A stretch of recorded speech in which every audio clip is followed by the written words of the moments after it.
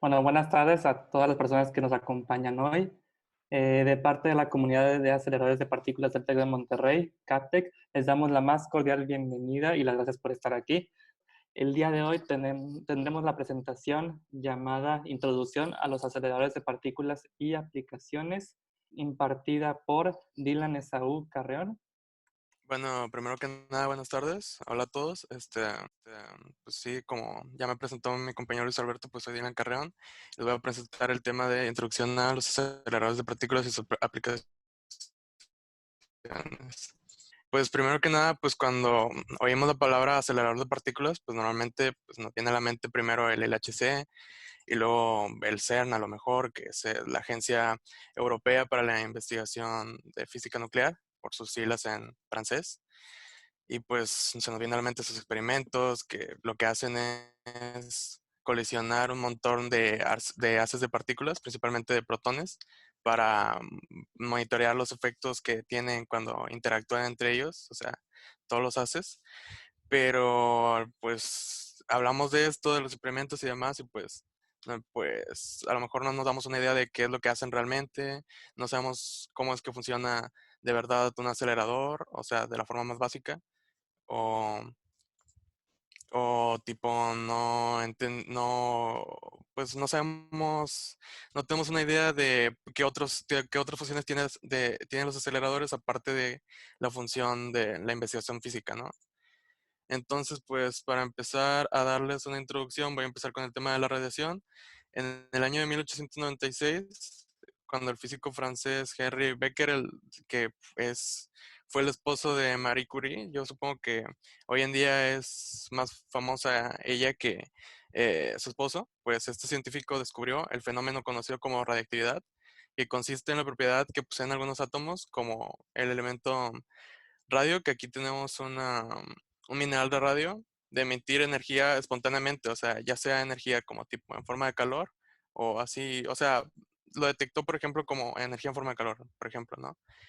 Lo detectó, pero se dio cuenta más adelante con experimentos que lo que realmente liberaba esa energía eran partículas que salían de los átomos de esos minerales. O sea, emitían otras partículas, por ejemplo, partículas alfa, que son los núcleos del elemento de helio. Y pues hoy en día la definición de radiación en la física pues es la emisión, propagación y transferencia de energía en forma de ondas electromagnéticas o partículas. O sea, con esto descubrieron que las partículas podían almacenar energía. En ese tiempo pues obviamente no sabían por qué era esto, pero pues ya más adelante con otros experimentos descubrieron que en ese tiempo, cuando se descubrió la radiactividad, todavía seguían teniendo el modelo atómico de Dalton, es el budín de pasas, que yo creo que todos aprendimos en la secundaria y así.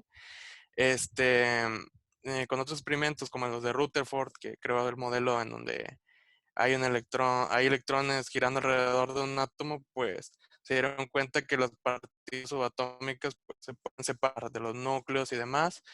Y aparte, pues con la llegada de Einstein, que creó su principio de conservación de masa energía, también se dieron cuenta de por qué las partículas almacenan energía, porque la masa pues tiene la propiedad de almacenar energía.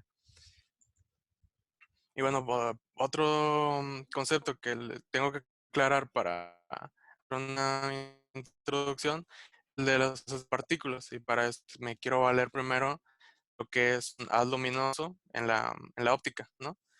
Que es el conjunto de rayos de luz que comparten el mismo origen, o sea, la misma fuente de luz, y cuya propagación se desarrolla sin que exista dispersión, o sea, que siguen una trayectoria, por ejemplo, lineal, recta, o sea, si tienes un montón de fotones y los graficas, todos son vectores que van hacia el mismo lugar, hacia el mismo punto, entonces, solo es cuestión de crear otro concepto que es el haz, que como son todos los fotones yendo hacia el mismo punto, pues se puede estudiar como un solo cuerpo que un montón de cosas van hacia la misma trayectoria, ¿no? Esto tiene que ver, pues, o sea, tiene su fundamento en la teoría corpuscular de Isaac Newton, que dice que los cuerpos de luz se propagan en línea recta También que se pueden reflejar en los cuerpos, o sea, la luz se refleja en un cuerpo y lo que sobra es el color que nosotros percibimos, ¿no? O sea, no solo se refleja en los espejos, se refleja en todos los cuerpos y también se basa en la refracción, que es cuando la luz entra, por ejemplo, en el agua, se refracta, se hace un montón de diferentes trayectorias. Entonces, eso se podría explicar con la teoría corpuscular, pero hoy en día, pues, ya conociendo más a fondo los fotones, pues, creemos que cuando se propagan libremente, o sea, no solamente tienes la fuente y el punto de origen, se propagan en forma de onda, pero no son ondas realmente. Existen los fotones y sabemos que existen, por ejemplo, con el experimento, bueno, no el experimento, sino con el efecto fotoeléctrico. Es una de los, pues, de los ejemplos, ¿no? O sea, de las razones por las que creemos que existen realmente partículas, fotones, que son las que almacenan la energía en forma de luz. Pues para así súper rápido, el efecto fotoeléctrico es que si un fotón en solo en ciertos tipos de materiales funcionan, normalmente son metales obviamente, choca con un electrón, el electrón se mueve y eso genera una corriente eléctrica, así es como en eso se basan este, las placas solares, por ejemplo. Y bueno, con todo esto, pues, ¿qué podemos decir? Que también el mismo concepto del haz luminoso, o sea, del haz, se puede transferir a las partículas subatómicas porque las partículas, pues ya sabemos que se pueden separar de sus núcleos, o sea, pueden estar un protón por sí solo, un electrón por sí solo, y pues, que pueden almacenar energía, entonces se tienen movimiento, ¿no? Porque pues, hay energía, por ejemplo, energía cinética, que es la energía del movimiento, se puede mover, entonces si hacemos que se muevan libremente de un punto a otro y un montón de ellos, pues tenemos un montón de trayectorias diferentes y al final los podemos agrupar todos como en un solo haz, ¿no? ¿Me entienden? O sea, estudiarlo como un solo cuerpo. Y bueno, les voy a contar así como que de forma rápida la historia del primer acelerador de partículas. Y es que en esos tiempos, cuando Becquerel descubre pues, el efecto de la radiación, se crean los nuevos modelos atómicos, pues se necesitaba hacer más experimentos, o sea, en razón de estudiar mejor las propiedades de las partículas. Y entonces todos estaban buscando una forma de crear aceleradores. Entonces fue una carrera de investigación que duró como unos 20 años en el siglo XX y al final ganaron estas dos personas, John Cockcroft y Ernest Walton, que están aquí al lado de Ernest Rutherford. Este, este es el primer acelerador de partículas, como lo construyeron. Era un acelerador electrostático, que son los que, pues, o sea, son los que solamente emiten los electrones, los protones o los iones que se están emitiendo en el acelerador. O sea, solamente los emiten, no los van a, no los están, por ejemplo, en los aceleradores circulares lo están constantemente haciendo girar. Pues no, estos solamente los emiten y que choquen contra algún objeto o algo. Y pues el primer experimento que se hizo con este acelerador fue lanzar un montón de haces de protones este, eh, a un átomo de litio. Bueno, es un isótopo de un átomo de litio y pues se separó en varias partículas alfa, que las partículas alfa, pues, como ya dije, son los núcleos de los átomos de helio. Y eso pues da una prueba, por así decirlo, una prueba experimental de que todos los elementos de la tabla periódica son como que las deconstrucciones de las partículas alfa, son fusiones de varias partículas alfa, que son las que se crearon al inicio del universo. Y bueno, aquí les voy a explicar el funcionamiento básico de un acelerador de partículas. Aquí tenemos un diagrama esquemático de los componentes principales.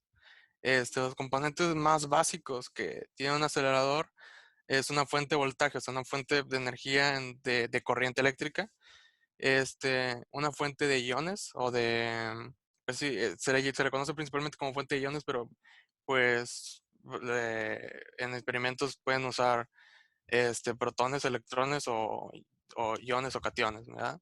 O sea, elementos cargados y unos electrodos. ¿Qué es lo que hace principalmente un acelerador? Aprovechamos la propiedad que tiene la materia de tener carga, este, ya sea con protones, usamos la fuente de voltaje para que se esté creando una corriente negativa y hacemos que se dirija hacia donde está esa fuente negativa con los electrodos, ¿no? Porque está en medio de los electrodos y hacemos que se esté, o a lo mejor que se esté repeliendo y así, que se esté moviendo en una cierta área donde queramos, ¿no? En lo que se basa es en la interacción entre los iones con la corriente que se esté generando en el acelerador. Y pues hay una ecuación que relaciona la energía cinética, que se escribe como T, con el voltaje de aceleración, que el voltaje de aceleración se llama así porque pues se utiliza una fuente de voltaje y cada vez que pasa ese protón, electrón, ion a través de unos electrodos, se acelera más y se acelera más. Y también se relaciona con la carga que tenga este, el, el las unidades de energía que se utilizan normalmente para estudiar los haces de partículas son los electron volts, que pues si han estudiado física, pues seguramente ya los habrán visto en otras partes, que pues son unidades de energía como los joules. Lo que normalmente usamos en la física clásica pues son los joules, pero es que estas unidades de energía, los electron volts, están relacionadas con la energía de aceleración que tiene un electrón, o sea, bueno, la energía que genera un electrón al ser acelerado por tan solo el voltaje de un volt y ya está. O sea, es como que mm, este lo básico de ¿cómo decirlo? Como que en escala es como que la energía básica que se ocupa para que se mueva el electrón y ya está. Y también tiene su forma de conversión a joules, que un electrón volts es igual a 1.6 por 10 a la menos 19 joules. O sea, es muy poca energía al final. Entonces, en los aceleradores grandes como el LHC, por ejemplo, utilizan una enorme de partículas porque pues en cada una se va a almacenar poca energía. Y pues hay varios tipos de aceleradores según su forma se les va clasificando. Los principales, como ya dije, pues son los que simplemente este, aceleran la partícula para que choque contra un objeto y ya está. Los lineales, que aquí hay un diagramita en donde se acelera una partícula y, por así decirlo, se vuelve a lanzar otra vez, una y otra vez, pero en línea recta. Y los circulares, como el LHC, por ejemplo, que está constantemente la partícula, bueno, los haces de partículas están constantemente en un movimiento circular y pues están pasando un montón de veces por electrodos y esto hace que se estén acelerando un montón y acelerando un montón y eh, con los aceleradores circulares se puede manejar mejor la cantidad de energía que se vaya generando en el haz, ¿no? El LHC, por ejemplo, es del tipo sincrotón, sí, sincrotón, que son como que los aceleradores circulares más modernos. Y pues otra parte importante de los aceleradores que se usan para investigación son los detectores, que en el LHC, por ejemplo, son estos que están en el diagrama que se llaman ALICE, Atlas, LHCb, CMS, que pues utilizan diferentes materiales para saber, por ejemplo, cuando hay colisiones, en qué, cuánta energía se genera en la colisión, en qué partículas fundamentales se separaron, detectarlas y demás cosas, pero También lo que es importante es que en cada uno de los detectores hay imanes gigantescos que funcionan a base del principio de inducción magnética, que lo vimos con la presentación pasada con nuestra compañera Aranza, en donde, pues, donde que dice que un campo eléctrico produce un campo magnético.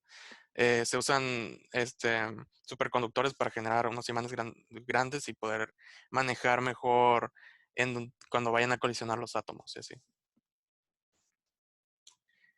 Ahora voy a hablar de las principales funciones, otras funciones de los aceleradores de partículas. Y pues una función así como que un poquito antigua es en los monitores o en los televisiones. No sé si algunos de ustedes hayan tenido televisiones de estas que pues ahora les decimos que están viejitas, ¿no? Yo me acuerdo que yo tenía una, que tenía una parte, pues, bueno, ¿cómo decirlo? Una caja grande atrás, que en esa parte estaba un emisor de rayos catódicos, el cual al fin de cuentas es un acelerador de partículas electrostático, que lo que hacía era generar electrones y tipo, atrás de la pantalla de cristal había una lámina de fósforo calcio, o no, algo así, un material en el que reaccionaba con los electrones, y en cada punto donde chocaba un electrón se generaba un fotón, entonces iba generando la imagen con la luz de los fotones, iba generando la imagen. Es algo que yo no sabía y que me parece curioso y es interesante, aunque pues ya no se utiliza esa tecnología ahora. Otra tecnología, otra función es en los rayos X, que igual utiliza un emisor de electrones y pues a una placa de igual de fósforo calcio, pero en este caso los electrones que se generan tienen más energía porque pues lo que se busca no es que se genere luz visible, lo que se busca es que se genere rayos X, que por el tema pues de por ejemplo del espectro electromagnético es que los fotones pueden generar también pues las demás formas pues, del espectro, ¿no? Los rayos X, los rayos gamma, todo eso. Un uso más moderno es en la medicina nuclear, que se utilizan aceleradores, por ejemplo, este, no recuerdo muy bien el nombre técnico, pero eran unos aceleradores que disparaban haces de fotones para tumores malignos y también se utilizan es algo parecido como lo de la televisión, pero utilizando haces de electrones para hacer encefalogramas, que son como los rayos X de un cerebro. Que la medicina nuclear pues es como que una rama nueva de la medicina y pues está muy interesante, la verdad. Y otra cosa que me pareció curiosa de funciones acá más nuevas, más modernas, es en la industria.